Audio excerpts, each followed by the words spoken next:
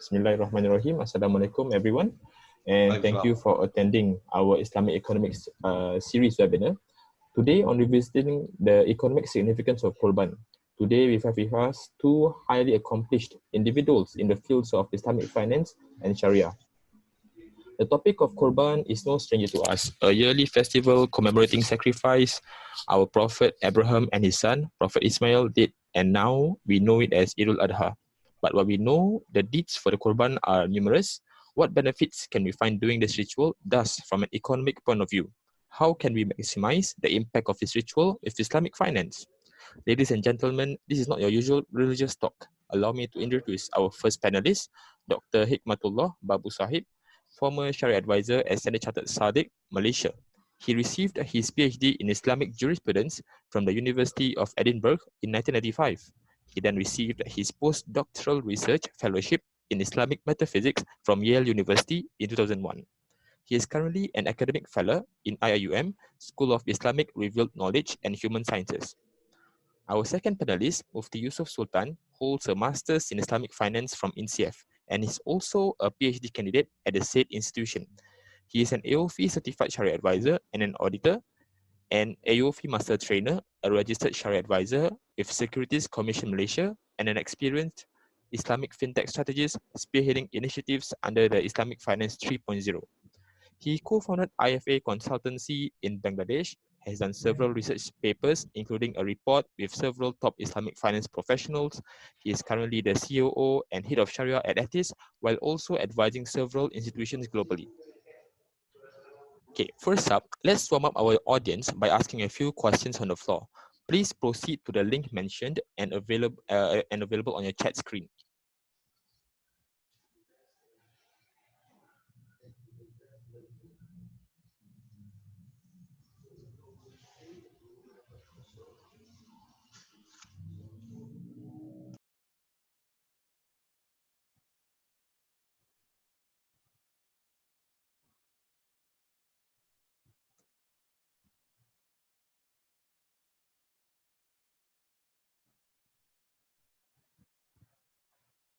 Okay, so to warm up our audience by asking a few questions on the floor, please proceed to this link on your chat screen, pauleve.com/muhammadread253, and then we'll have a one-word cloud on the screen with your responses.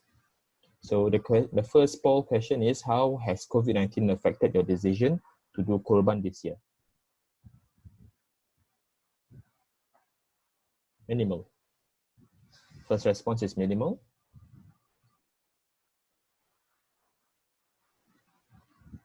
Okay, let's wait for a few seconds more.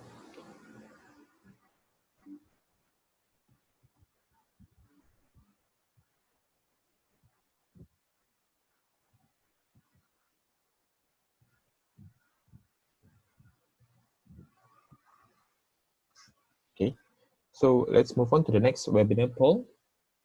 Where do you usually do Qurban at? Okay, just click on any country where you usually do your Qurban at. Okay, there's some in Malaysia, some in Saudi, some in North America or Canada, Indonesia, some in Singapore. Okay, all right. India, Cambodia, yes. Sri Lanka, yes. And to China. Okay, interesting. Okay, seems that we have a global an audience that does Qurban globally. Yeah. Okay, let's move on to the last webinar poll.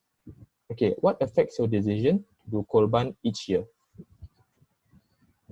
Is it the cost? Is it where the marketing, or is it the trust that you have from the Qurban manager, or if you have a family relative who does the Qurban in your kampong or your birthplace? Recipient, target, availability.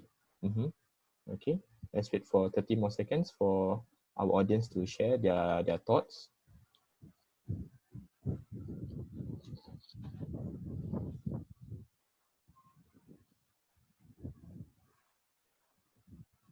Okay. Availability.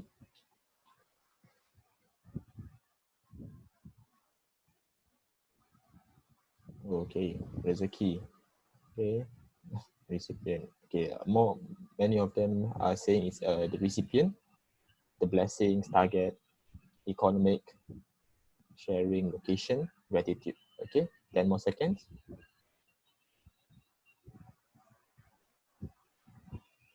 Okay.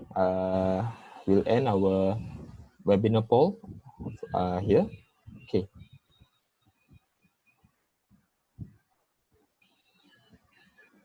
Okay, so before we start, allow me to brief the audience. The webinar will be limited to 40 to 45 minutes, followed by a question and answer section. If you do have questions, please post it on the Q&A section. Before the event ends, we would like to request filling up the feedback form provided to improve our services. This event is educational in purpose and not intended to promote any Qurban organization. Okay, so with that, let's start with our first panelist, Mufti Yousof. Mufti Yousof, you have a wide range of experience advising several countries such as the UAE, South Africa, among others in Shariah. What do you find is a common misconception the layman has on the Qurbani practice?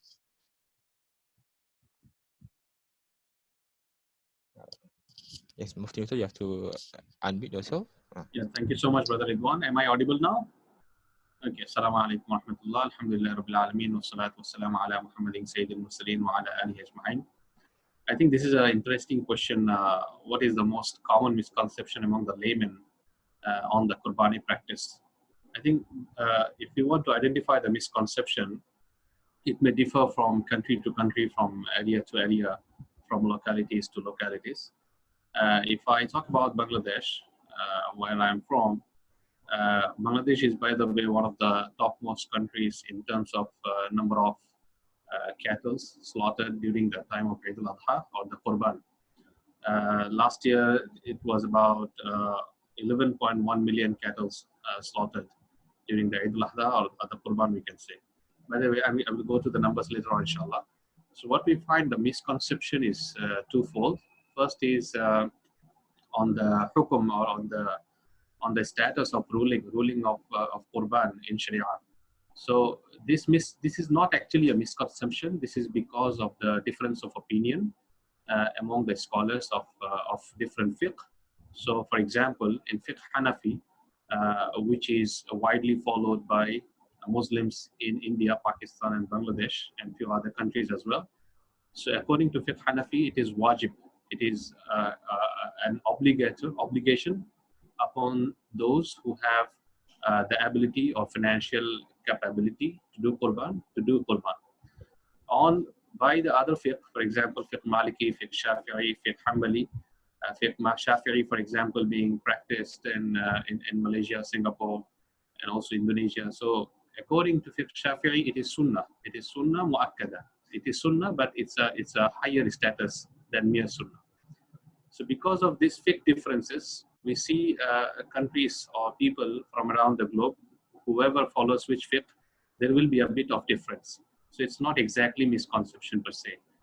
So I will not go further detail into it. Another one I see is that, especially with countries where the secularism is in high status. For example, let me quote again Bangladesh. So every year before Qurban, we see some of our brothers and sisters, they argue, why Qurban? Why would we slaughter animals? Why isn't it inhumane to slaughter animals? Why not we just give sadaqah to the poor? So the answer to this is that our Prophet ﷺ has done that. He has encouraged us to do that. Our Prophet Ibrahim ﷺ has done that, and Allah subhanahu wa ta'ala has encouraged us to follow his sunnah on this, as well as there are verses and hadiths in Al-Quran and hadith which actually encourages us as Muslims to perform this as a ritual, as a worship, as a form of worship. So as a Muslim, we should not be questioning that way. Yeah, so inshallah, maybe later on, we will be discussing other social and economic impacts of Qurban, inshallah, in India. Thank you so much. Okay. Thank you, Mufti Yousof. So basically, it's more of the school of thought according to geographic differences. For example, the India, Bangladesh, maybe Singapore, for example, it's according to the school of thought Shafi'i, Hanafi, maybe Maliki also. I understand. Yep. Okay. So maybe Dr. Hikmatullah, if you have any thoughts on this. Can you repeat, brother? Dr. Hikmatullah, do you have any thoughts on this? Or if not, we'll move on. Well, I think what Mufti Sahib has said was quite clear, and he has clearly presented the variations in interpretations. I think we can move on to the second one. Right. Okay. Mufti Yousof, looking at it geographically, what are your observations on the different Qurban needs we have globally? Is it just a price difference where we can get as low as $200 in India to as high as $500 for a sheep in Australia? Okay. Yeah, this is a good question actually. Looking at the different Qurban needs, so I think uh, this this would be following the stats, the Qurban, the number of Qurban or the number of animals being slaughtered during Eid Ul Adha in the different countries. So earlier I was quoting the numbers for Bangladesh, for example. Last year it was 11.1 million cattle, 4.558 million was cows, and the rest was cows and buffaloes, and the rest was goats and sheep, for example. In Pakistan it was 8.8 million. In Saudi, it was around 2.5 million. In Indonesia, it was around 1.3 million. Then Turkey, 0.5 million. So we see the numbers, the variances around the globe. So when it comes to the Qurban needs, I think the needs will be accommodating the demands. So whereby the demand of cattle will be higher, there would be several needs surrounding the ecosystem. For example, again, if we bring in Bangladesh, there will be we see a complete ecosystem coming into the picture. From the farmer, for example, even before the farmer, the one who wants to buy a cattle for Qurban to sell or trade it during the Qurban, he would need some finance. He would go to some microcredit or microfinance institution to get some funds. And one of the biggest sector for microcredit institutions in Bangladesh is to actually finance those who wants to get cattle. And again, more than half of total cattle being slaughtered in Bangladesh in a whole year is during the Qurban. So we can see this starts from then. Then the farmer would need to breed the cattle until the Qurban. For it, it will need some food for the livestock, etc. And then it will be sold to a livestock trader. There will be livestock transportation coming into the picture. Then after that, once the slaughters are finalized, slaughters are done, Eid Ul Adha finished, then it's a different market for cattle skin and hides. And Bangladesh is again one of the top exporters of cow hides and also different animal hides, and producing a lot of leather made products. So it's a complete ecosystem. So whenever we are talking about needs, it would be different based on the country and the ecosystem we are talking about. Yeah, thank you. Understand. So basically, it's accommodating to the demand, and of course, the ecosystem through which this Qurban actually happens. For example, from the start, where the farmer actually, or the cattle breeder gets the financing to at the end of where they actually sell the hide and the meat also. Understand? Okay. Let's move on to Dr. Hikmatullah. Yes. Dr. Hikmatullah, may I ask, as Qurban is a once-a-year program, how can we better spread the goodness of this practice by integrating it with the United Nations World Food Program so that we can feel the effects all year round? Okay, thank you. Assalamu alaikum wa rahmatullahi wa barakatuh. And I think since, world, if you look into the statistics of world hungry statistics, I think we are, heading towards a, very catastrophic stand. That quite the percentage of hunger has increased to 8.9% of the world population, and it is on the increase. That shows that despite the resources available at our disposal, what we are doing is we are experiencing a disparity between demand and supply. So this gap need to be narrowed. Perhaps with the United Nations Food Program, I think that can be that can facilitate the easier distribution and proper distribution, and making available the the food requirement for one place to another place without much difficulty. Because since UN is a well-established organization, and we should make full use of that expertise, and in distributing and channeling the food to those who are in need of it. You see? So I think there are some reservation about UN program and this one, because if you look into the number of donors for the United Nations, it is bulk of them are non-Muslim countries. Muslim countries are nowhere near, and all the time we are in the receiverships. We are not giving anything. At least this Qurban can be a good start. In fact, it could be a good start for us to show that we are also serious in contributing and not just receiving help. None of the Muslim countries are in the first 10 countries which are contributing to United Nations. So it is, as a Muslim, we feel very ashamed that we have got, we are all the time receiving help from others. Whereas Allah says in the Quran, you are the best community ever created for the benefit of humanity. And what we are getting is we are being benefited. You see? That's not a very good sign. So this program is an avenue for us to participate. So we better make use of it. Of course, there are some reservations, because United Nations has been only a rubber stamp organization for world hegemonic power. So if they should not make use of this one and use this food program as a sanction to deprive Muslims of their halal meats. That's another issue we have to look into. So unless and until that is ensured, and prove that UN is what we call free from that type of, treatment against Muslim. And I think then in that case we can allow. But I feel that we do not bring politics into this food distribution. Okay, so what we need is make sure that we work together to make sure the meat reaches those who are to whom it is intended, and that in that way, the United Nations to me is just a vehicle for us to ensure that a safe and proper delivery of and coordinating of this distribution can be effectively done. So we better make use of that one. That's all. I can understand. So basically, there's actually a very big disparity between the demand and supply. You mentioned the voice is not clear. Oh, sorry. Okay. So basically, you mentioned there's a big disparity between the demand and supply. People receiving the meat, and also people contributing to the meat.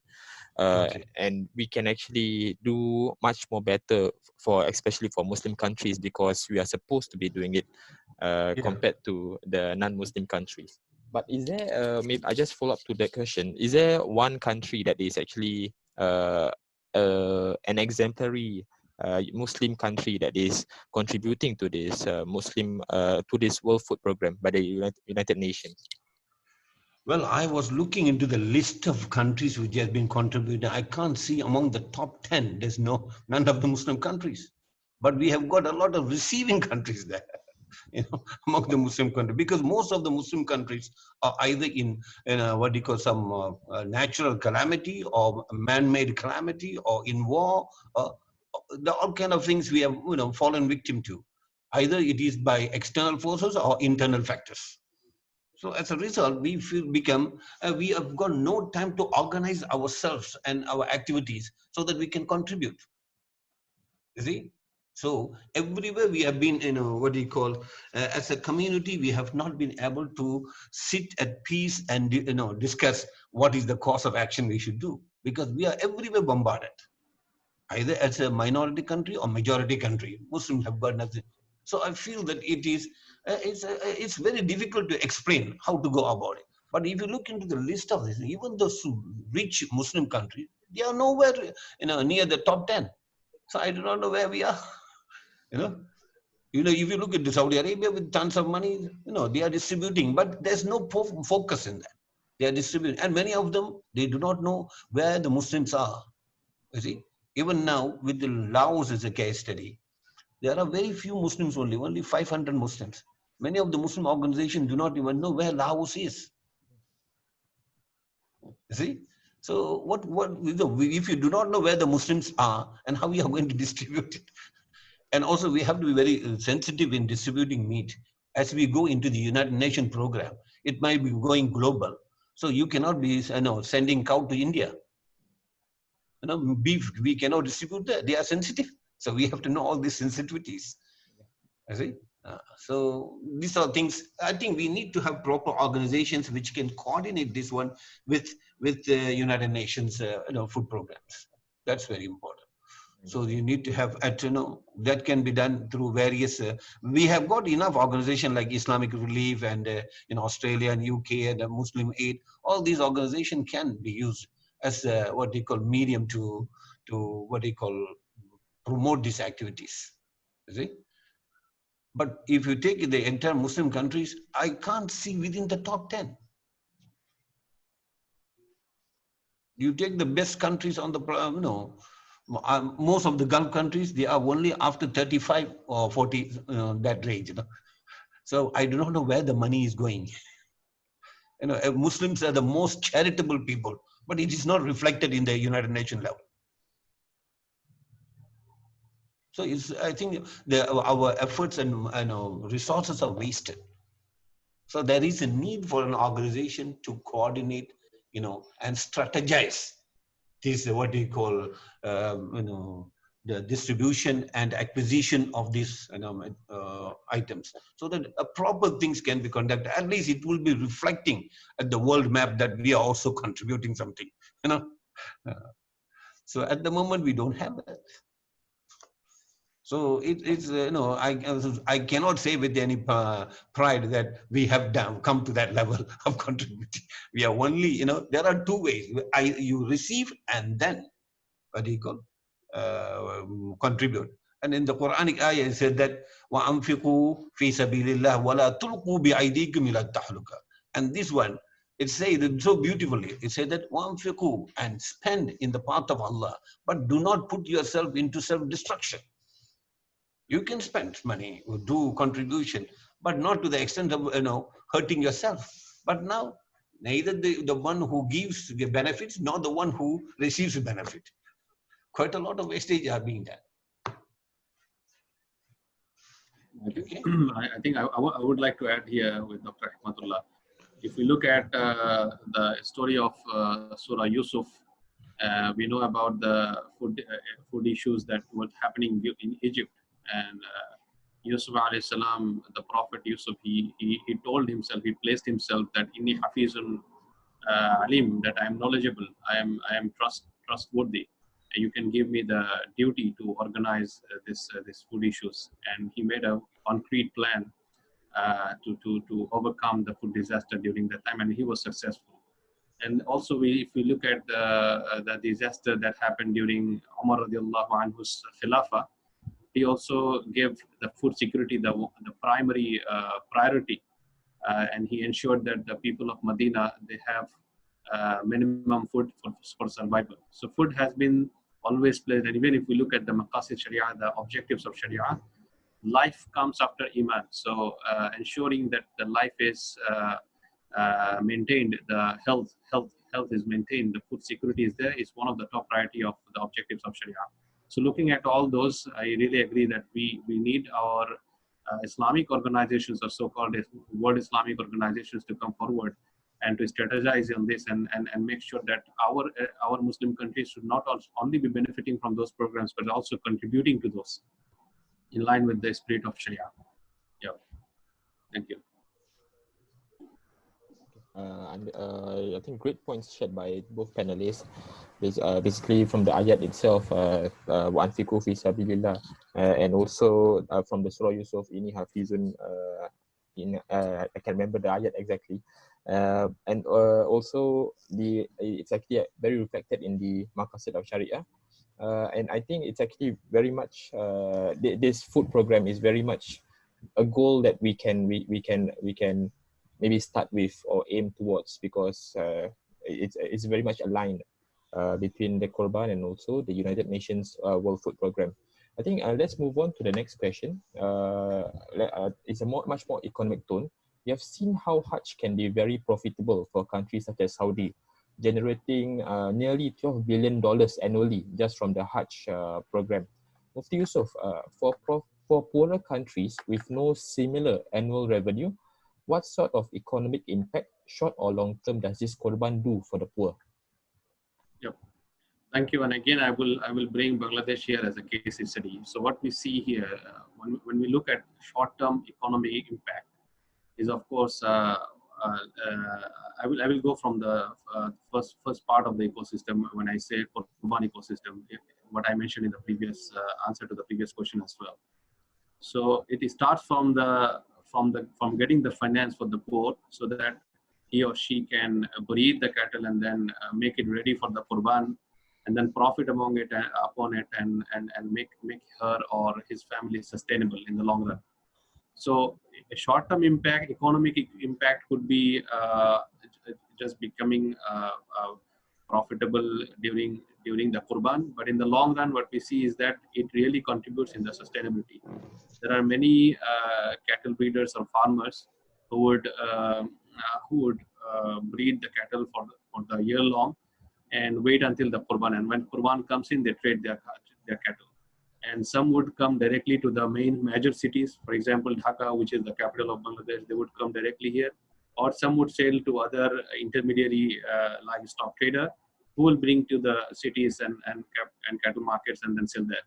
So it's a long-term bringing a long-term sustainability to the poor, I would say. And then if you look at the hide exports, as I was mentioning, in last year, 2018, 2019 in Bangladesh, the exports of hides was around $1 billion, amounting to $1 billion, which is a huge amount. And the experts suggested that it could be upgraded to $5 billion annually if the entire supply chain is fixed and for the leather products. So this is a very important sector. And also if we look at the tanneries, there are 220 tanneries which would process the hides, cattle skins, and there are thousands of poor workers and laborers who would work in this ecosystem. So it's an entire ecosystem contributing hugely in the economy. And while you are bringing reference to the Hajj revenues for Saudi, I would also like to mention that Hajj has been actually a kind of world trade center for both Muslims and non-Muslims for decades, hundreds of decades. So if we look at Al-Quran has given the reference of Rihlat al-Shita'i wa Saif, that this region has been like a travel route, like a trade route. Now we know a lot of different routes, right? Silk route, this route. So that was a route which people would take. And if you look at who is Hajj farz upon, obligatory upon, Hajj is obligation upon those who has the wealth enough for him to give the financial capacity to go for Hajj, to make the travel. And during those days, who had this capacity? The merchants, the traders. So obviously they didn't go without bringing those things for the trade. And we know of several markets during that time, like market of Okas and a few others. So my point is, Hajj for many years, for many decades, has been playing the role of World Trade Center even before the current new World Trade Centers. So it would match make between traders, merchants, and buyers and purchasers from around the globe, from the east to the west and the south to the north. So Qurban is kind of mimicking that for those who are not going to Hajj. We are doing Qurban. Why? Because we are trying to perform a similar act for those who have gone to Hajj.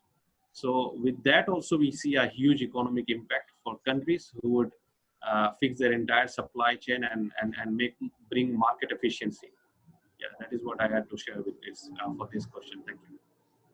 Thank you. Thank you, Mufti Yousof. Basically, it's a very much sustainable source of income for these poorer countries, and it can actually be much more profitable if it's actually very much organized. for example, from the production itself, producing itself, and also on the way to the tannery side. Okay, and I'll just move on to Dr. Hikmatullah. How can Qurban be an opportunity for much more destitute countries to grow in wealth? Can you repeat your question, brother? Okay, It's not clear. Dr. Hikmatullah, how can Qurban be an opportunity for much more destitute countries to grow in wealth? Okay. First of all, we have to know which are the countries which are destitute in the list. We don't even have the list, because we have, even if you look into the countries from ranging from Morocco to Indonesia, these are one of the richest belt on the whole planet. We don't have any lack for any resources, but it's not being properly exploited, not properly managed, and not properly distributed. So these three things are not lacking. So the underlying principle is God has given us the ni'mah and we are not making use of it. You see? So that needs to be, first we have to know what are the resources we have. Then we can distribute, we can list down in what way which country is destitute. It could be one country may be poor in one resource, but in another country can compensate it. So what is needed is an organization where it can coordinate all this information to find out which are the resources available in which country, and shared among the constituent countries. So that can lead, because I do not want to pinpoint one particular country as what they call destitute country. To me, I found that all Muslim countries are rich in wealth, but poorly managed. See? For a country like Singapore, which has no resources, we have managed it very well. With no resources, we have managed. So having a resource is one thing, and managing it is another. See? And it is here we have to work on. That is how to identify our resources, how to exploit it, how to strategize it, and how to manage it, and then how to distribute it. These are the things we have to master. There's no problem with resources. We are, mashallah, with the best. We are occupying the best part of the world, but still we are poor in organizing. So I do not want to use the word destitute to describe any of the Muslim countries. Poorly managed, yes. Poorly managed, yes. So what we have to do is we have to work on all these weaker points. Then, and also coupled with the poorly managed is also the political situation, because many of these Muslim countries have not been politically mature. People have been victimized. So these are the things we have to look at it. So it's nothing to do with the country. It is the lack of proper management of these resources, and that make it looks poor. You take, for example, Sudan is a very rich country, rich in resources. It can, it can be the bread basket for the whole Muslim Ummah. 2,000 kilometers of Nile is running through it. 2,000. So how can it be a very dry land? It's a fertile ground. If you look into it, in that country, the gentleman, what he call Rajhi, the owner of Rajhi Bank, he got hectares of lands, and we are cultivating. So we have to know which are the countries where our resources are. So then we can allocate funds and manpower accordingly. So there must be a coordinating body in the Muslim world which can identify these things and properly, apportion the the distribution accordingly. Otherwise, we will be ending. Even if you have the richest country on the earth, if it is poorly managed, we will be poor. So we have no organization we have which has recorded all these things. OIC is there, but it is only in paper. You see, nothing of concrete developments. A resource center which manages all statistics on all these things must be there. It could be well done by any Muslim country. Take the initiative to record all these things, and then recommend policies accordingly. This is what needed right now. Then we can classify a country as destitute or not destitute. That is what lacking. So I do not want to subscribe to the idea that we got a lot of destitute country. Of course, it is very painful to see that Muslims are suffering. But that suffering is to be blamed on us. We didn't manage it properly. You see? So that's where we have to work. That's all. Okay. Dr. Hikmatullah, I just want to follow up with the question. Okay. So, I mean, there's a verse in the Quran that says that it's better to actually hide your deeds. Is it because of that What's is that? the Quran better to hide your good deeds? So is it because of that we see that our Muslims are actually doing good things, but hidden? It's actually very much hidden. But as it is said, the Quran says it's good to hide the good deed, but does not mean that you don't have to mention it. وَأَمَّا بِنِعْمَةِ رَبِّكَ فَحَدِّثْ. The Quran says that. So whatever good deeds Allah has given to you to do, you just mention it. To mention that is also an act of ibadah.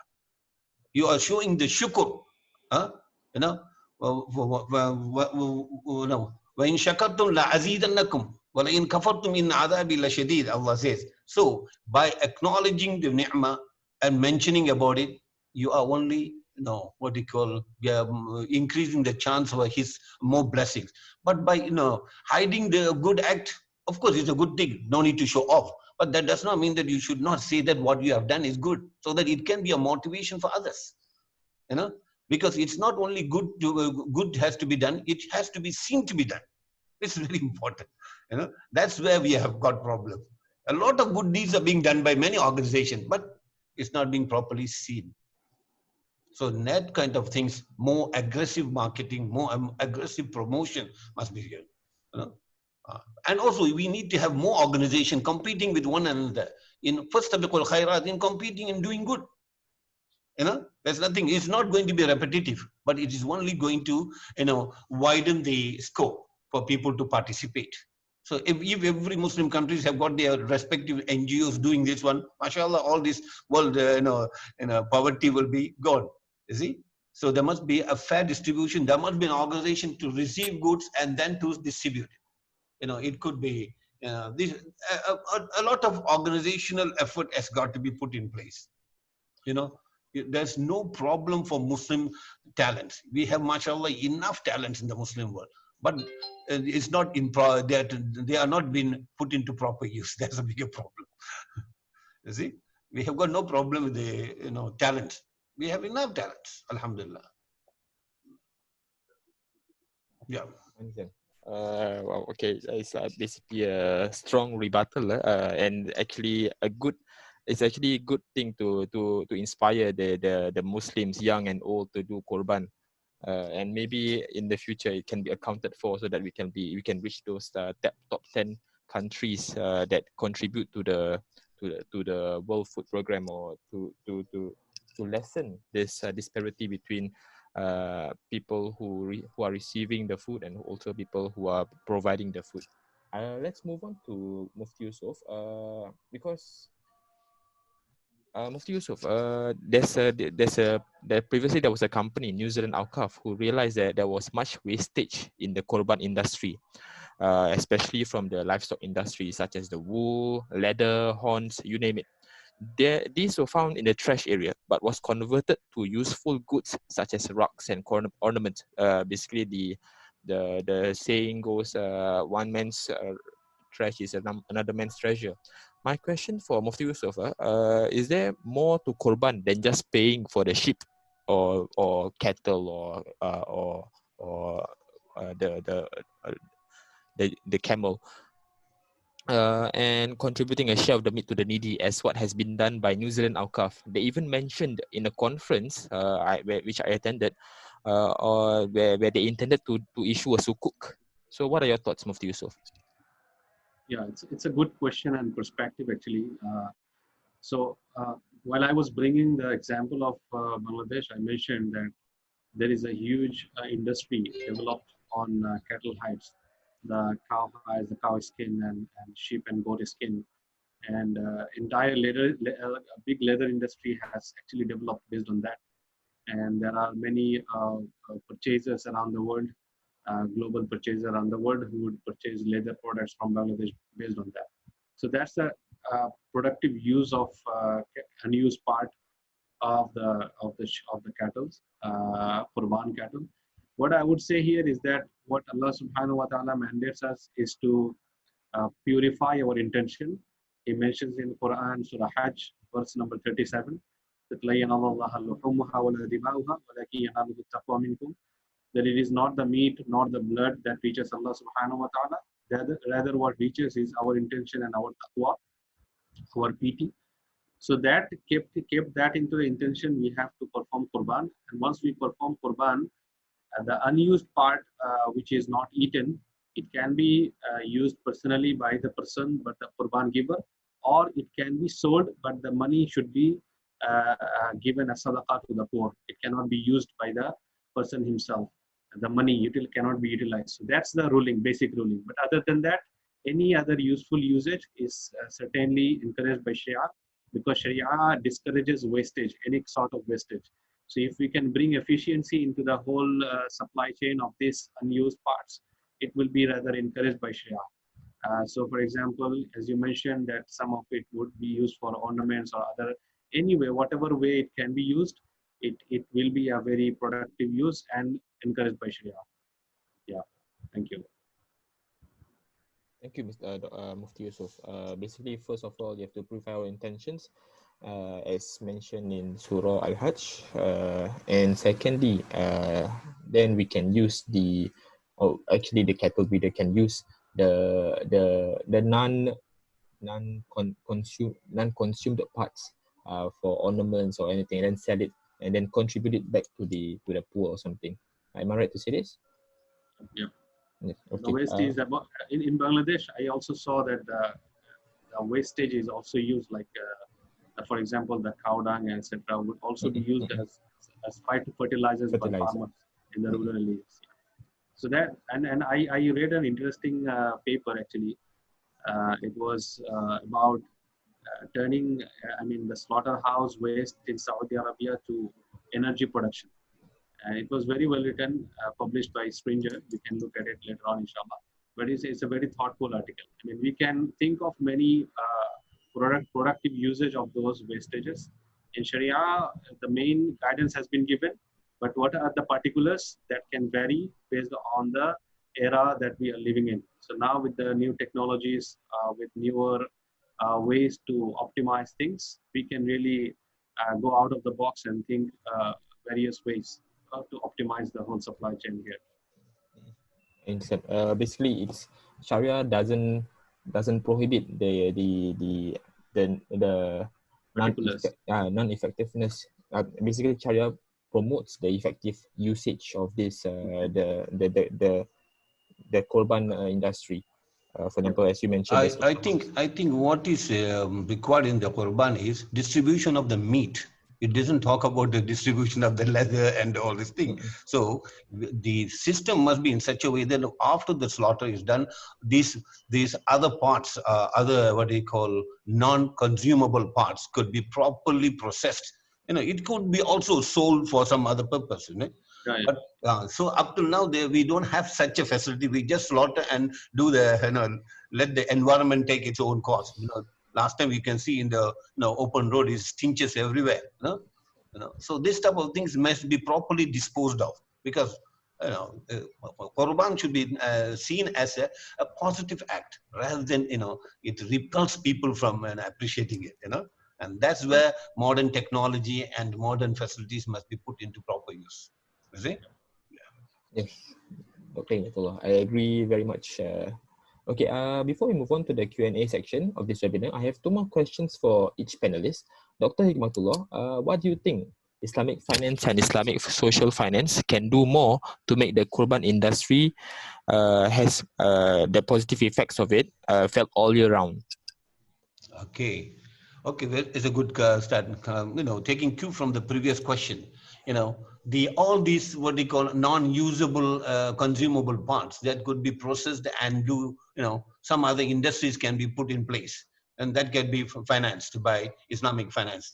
You see, so it could be for leather, processed leathering, and on from there some bags and all this sort of thing can be. So these are the things we have to identify those industries which can have direct benefit from this one and finance them. You see, another interesting thing is with this blockchain in place, it has been effectively used for supply chain, management and all these things. So this could be used in distribution of the what do you call the Qurban, and also the to make it as a continuous activity. It's not just 1 month activity. That's it. It's a continuous activity until the next Qurban comes. So it is a year-long process. So you can have, after slaughtering, maybe have thousands of animals. That the what do you call, the leather and all this thing can be channeled to one industry, and that can benefit from it, and that continues with it. So that's where we have to find, create a chain. Create a chain that, from rearing the cow to the, going to the end of the cycle.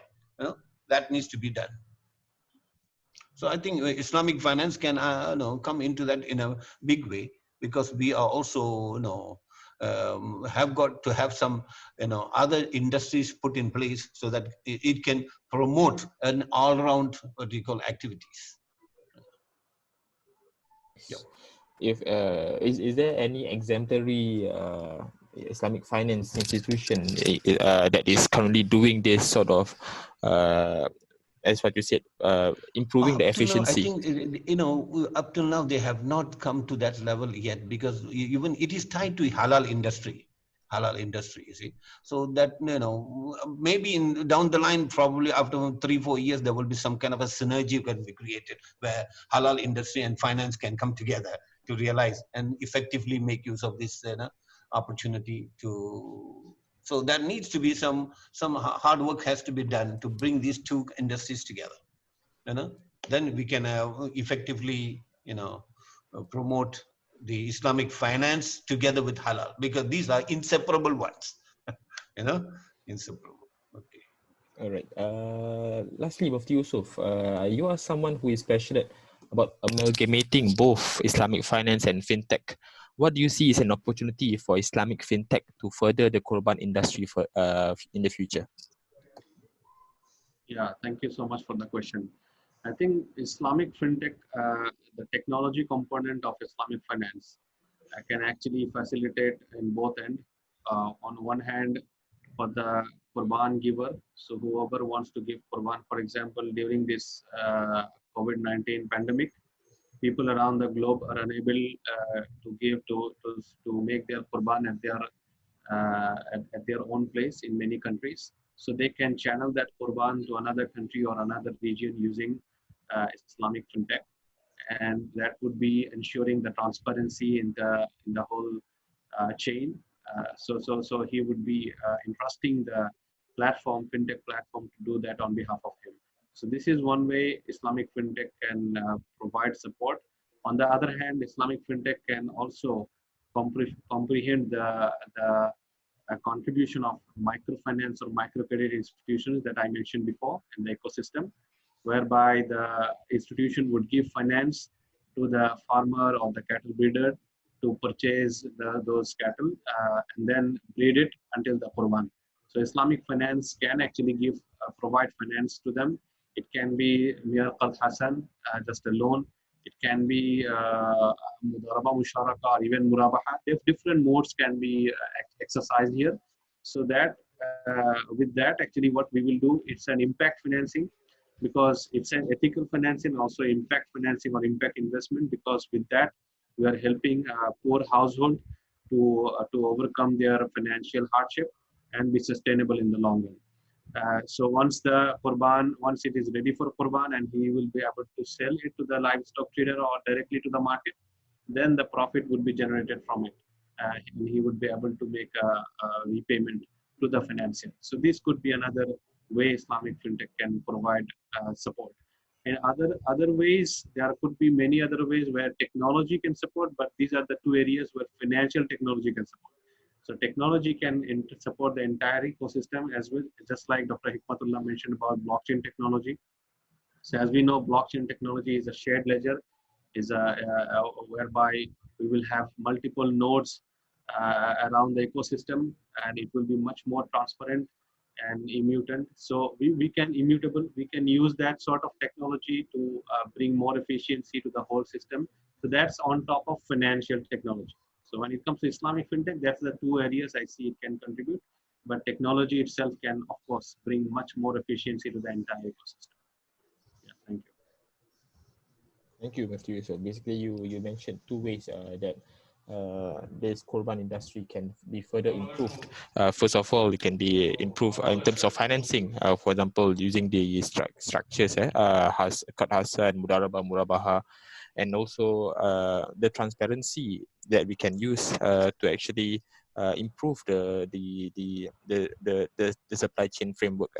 Okay. Yeah, one more thing I forgot actually. So, Dr. Hikmatullah mentioned in the previous point already when he was discussing about Islamic social finance. So the things that he has mentioned, whereby we will be needing funding for the different supply chain. For example, those who are utilizing the unusable parts of the cattle to convert it to different productive usage. So we can finance those sectors as well. I mean, any sector related to this whole Qurban supply chain can be financed through the Islamic fintech. And I think what is necessary is we have to empower the locals in respective countries. Microfinance can be channeled to them, particularly where, countries where they have got, poverty rate is quite high, then we have to channel our, microfinancing scheme there, so that they can be empowered. So the next time and also collecting all this unusable item and send it to some factory or industry that can process. So there must be some financing for this type of industry to be put in place. So that generates local economy as well, Exactly. There are some such initiatives actually, like there are microcredit or microfinance institutions which are giving finances or credits, but then the interest rate is quite high because of credit worthiness and blah, blah, blah, a lot of issues. But with technology, if we are able to solve the credit worthiness in a different way, different manner, like social financing or different ways of financing, that we can give, in a very low rate financing to the poor. Why would we charge so much higher to them, right? They need the finance more than us. So those are the different ways we can work on. And when it comes to other organizations which are working to organize the unusable parts of those cattle, there are many as well. But again, it's not optimized. The channel is not efficient. So there is obviously a high role to play by the technologies. Thank you, Mufti Yousof. Basically, Islamic finance institutions have a bigger role to play in this Qurban industry, basically to improve the local economy. And as Dr. Hikmatullah mentioned, do more microfinance schemes so that we can generate much more. We can generate much more positivity in this Qurban industry. And I think what we have to do is empowering the locals in respective places, so that they can have their own economy activities. Rather than sending food from one country to another, we better make use of the local country, to produce their own food at least. And that is the best way to alleviate poverty.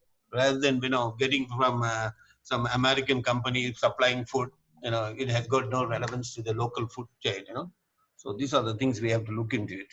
So what is Islamic finance can come in that way, that is financing and identifying the industry which will be very useful to the locals, rather than coming with some kind of an industry doesn't fit into the local setting. It will not help, because it is not going to help in reduce or alleviate poverty. It's going to only to increase the difficulty for them. So what is first we have to identify the needs of the local community, and on top of that we also come up with the practice or solution to the problem, identifying the problem and the solution. And it may differ from country to country, you see. That's very important. So I do not want them to have one standard template for every country. It's not going to work, So this is where we need to have proper data at our disposal, so that we can plan things properly. Otherwise, it is one man's food may be another man's poison problem.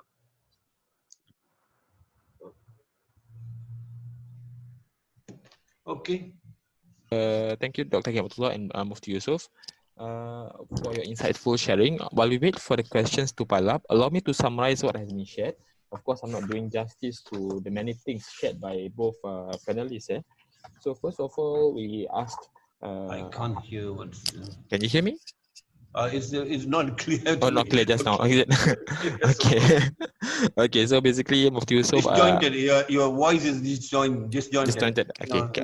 Some kind of okay. No problem. Can you hear me right now? Okay. Now it's fine. Yeah.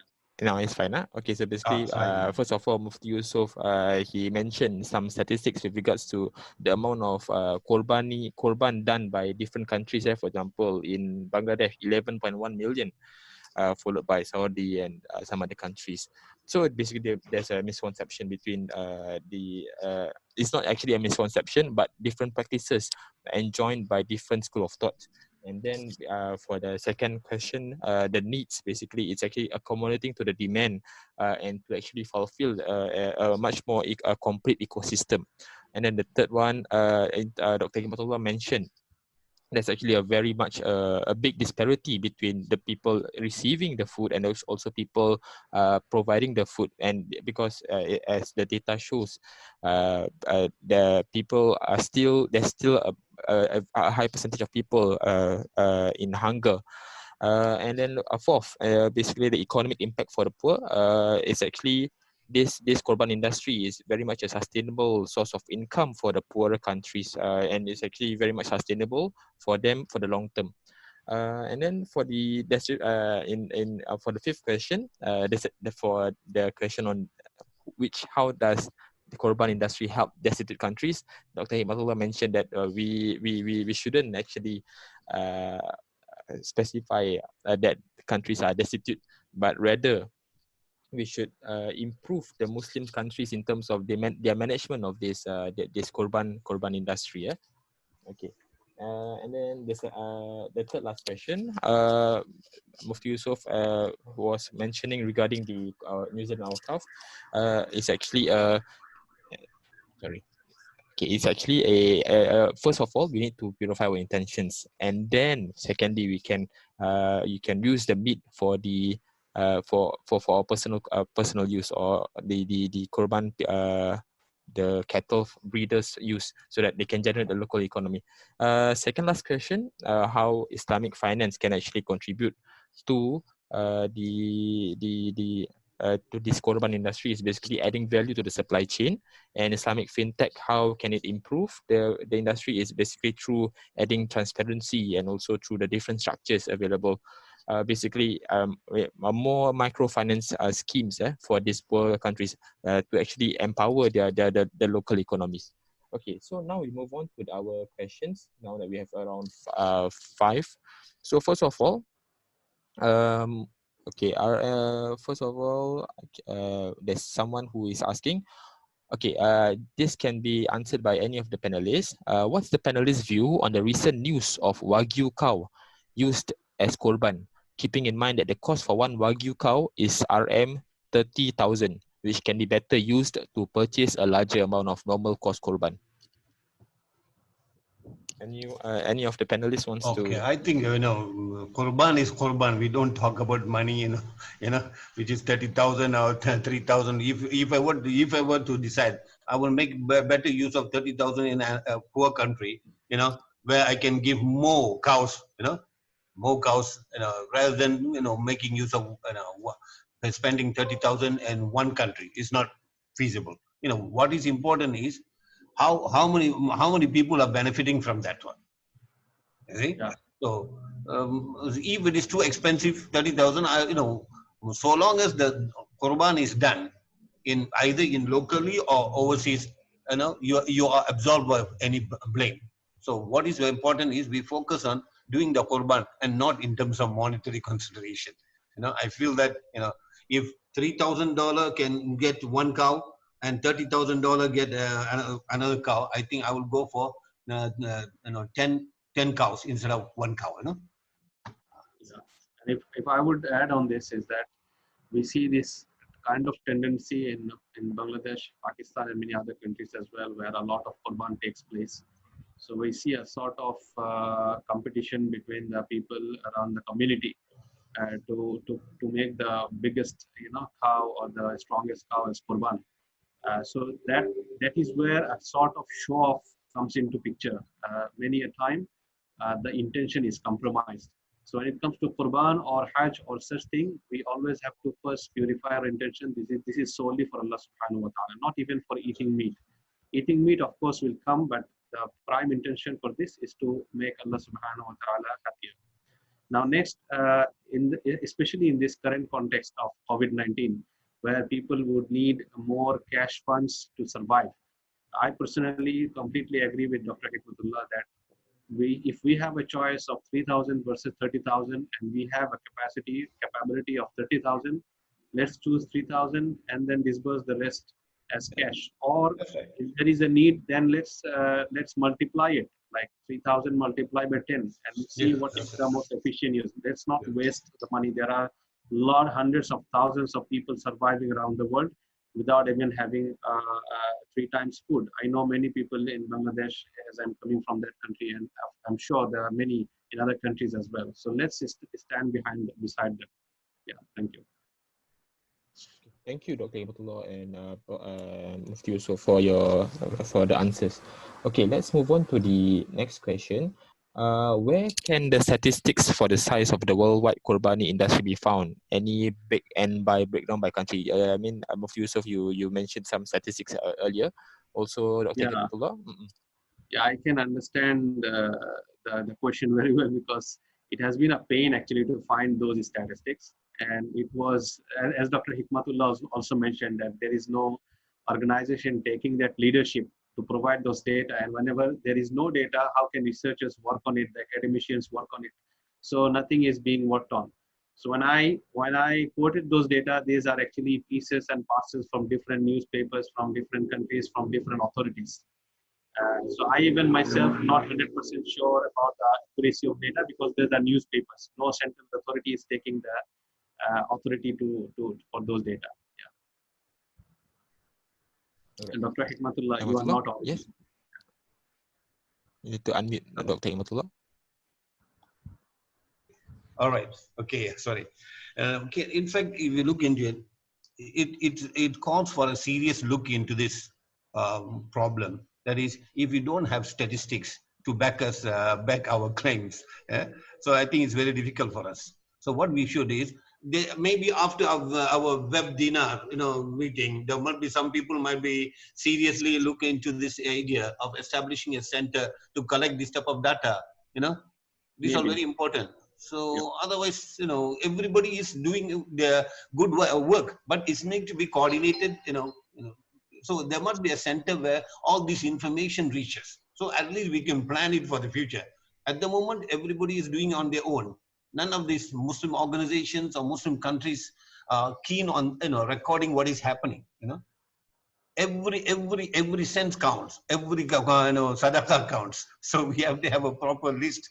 So organization must be put in place, so where we can gather information on how many cows are slaughtered every year in the Muslim countries and where they end, because so that wastage will not be there. Yes. No bodies. There's no Muslim organization or NGO to take up that task. So this is where we have to look into how to, we are, mashallah, charitable community, but our charity is not seen. A bigger problem. So that needs to be properly recorded. You see?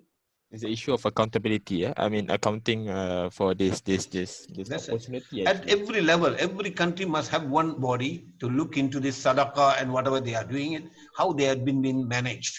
Some kind of accountability must be there. You see, it's not to find fault with them, but to record, to create a data so that can be used for further improvement. And this is not being done in any countries. Every Muslim is doing it out of his love for the religion. He is doing it, but there's no proper recording. So if they ask for statistics, we don't know where to get the statistics. And just to add on, unavailability of data is not an excuse anymore. I mean, it's just a matter of prioritization and leadership, I would say. So we really lack that, unfortunately, and we hope after this webinar there will be people and parties which would take care of this, inshallah. Yeah. Inshallah. Okay, so basically it's an opportunity for that, and it's a gap basically for us to fill up. Okay. Okay.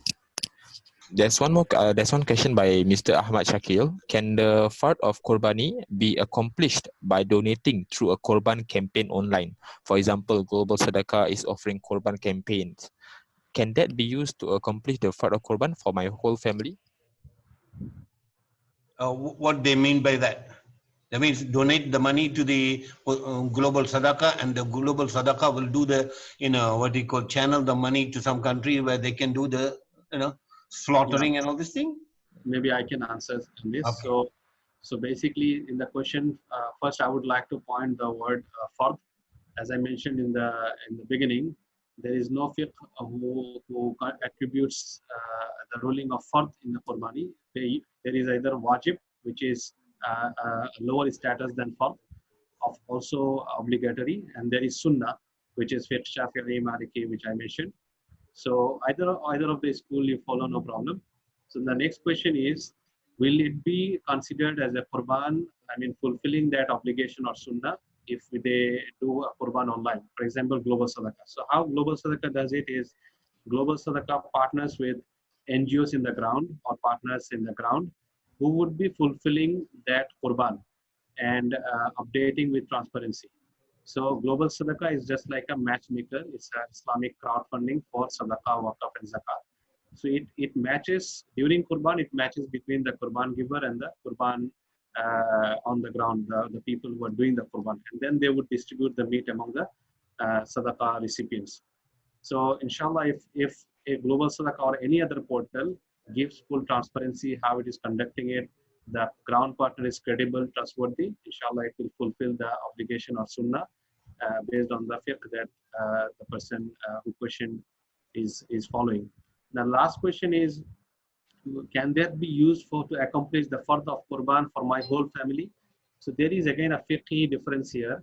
So the fiqh opinions which mention Qurban as sunnah muakkada, among them there are also different. Some would consider for each person, individual in the family who are having the financial capacity to do Qurban, and they are also at the age of bulugh, so they do their own.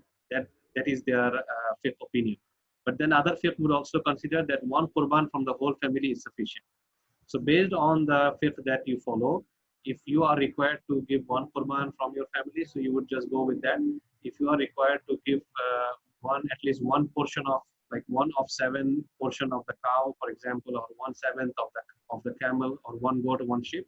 So if you are following accordingly, you have to just ensure that you are doing as you are required and providing the funds accordingly, and then Global Sadaqah or such portals would just implement that or complete the action on behalf of you as an agent.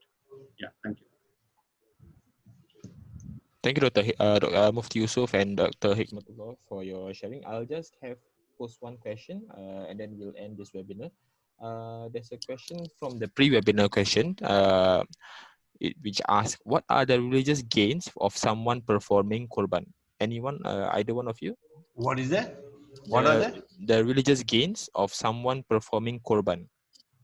That was the one who has done the Qurban, he has got the proximity to God. He has done something which God pleases, and he is pleased with. So it is following the sunnah of the Prophet Ibrahim alayhi salam, and we are, which the blessed Prophet sallallahu alaihi wasallam has strongly recommended and encouraged. So that shows that the love for the sunnah of the Prophet. So that's something which is every Muslim wants to do it. So there's no monetary gain or anything, it's more spiritual fulfillment. Yep. And I would also like to add like one verse I already mentioned previously, which is that it is not the meat that reaches Allah, it is the intention of taqwa that reaches Allah, meaning that what does it mean by reaching is that we will be rewarded accordingly. And also there is a hadith where our Prophet ﷺ mentions that this is the most rewardful act during this time. So if someone gets this time and he has the financial capacity, this is the most gainful, rewardful act he can do.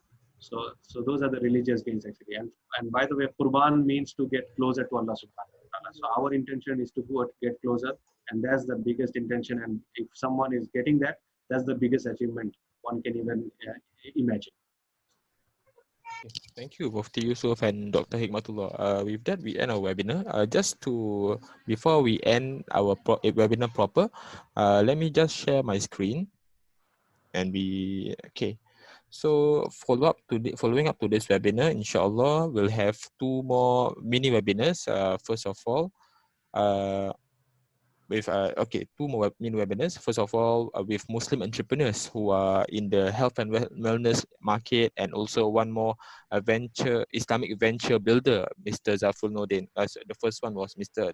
Ashraf Abdul Rahman. So in these 2 webinars, we'll be sharing about the opportunities and maybe inshallah promote individuals to join this industry and also become entrepreneurs inshallah in the future. Following up to this event, we need more Muslim entrepreneurs to take the helm of the Islamic economy. So inshallah, with these efforts and also the opportunity mentioned just now by Dr. Hikmatullah and Mufti Yousof about the information on Qurban, which is actually a gap that we can fill. Maybe we can do that one in the next event, inshallah. So before we end, do fill up the feedback form that is available in the chat section. You can also mention any or post any questions to the panelists, and inshallah we'll try to forward it to the panelists, inshallah. Okay, with that, we end our webinar. And again, thank you so much, Dr. Hikmatullah and Mufti Yousof, for your sharing. It was very much beneficial. I learned a lot, and if I can summarize again, I would summarize, but I think we'll wait for another a few days, and then after that, we'll share some snippets or points that the 2 panelists have shared. Okay, and inshallah, if you have any parting words, Dr. Hikmatullah or Mufti Yousof? Well, I think what is this webinar has opened the door for more serious look into the gap between the distribution and reception of it.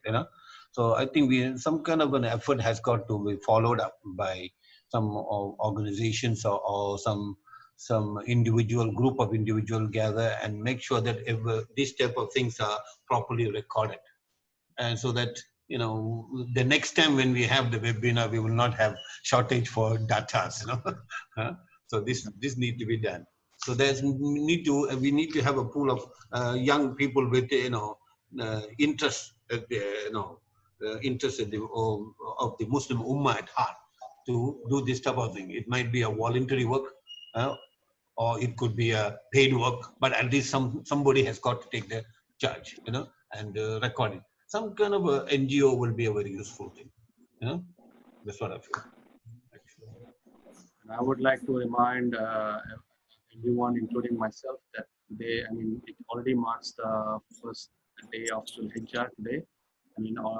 From Maghrib onwards, and Dhul Hijjah is the most important month after Ramadan. So let's spend our time productively the first 10 days of Dhul Hijjah, including fasting whenever appropriate and doing other rituals. Inshallah, may Allah subhanahu wa ta'ala accept our good deeds. Ameen. Okay, with that, we end our session with Suratul Ansar and Tasbih Kafarah.